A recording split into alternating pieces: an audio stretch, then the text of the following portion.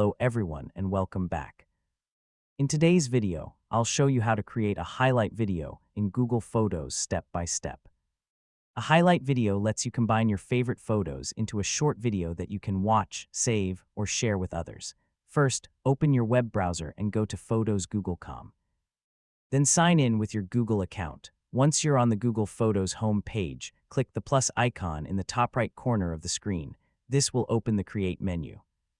From the list of available options, click Highlight Video. Now you'll be asked to choose the photos you want to include in your highlight video. Browse through your photo library and select your favorite pictures. You can choose photos from a vacation, birthday, family event, or any special occasion. After selecting your photos, click Create to continue. Google Photos will automatically process your selected images and generate a beautiful highlight video. This may take a few moments, depending on the number of photos you've chosen. When the video is ready, it will open automatically. Click the play button to preview your new highlight video. If you're happy with the result, you can keep it in your Google Photos library or use the share button to send it to your friends and family. Creating highlight videos is a quick and easy way to turn your favorite memories into a beautiful video without using any additional editing software.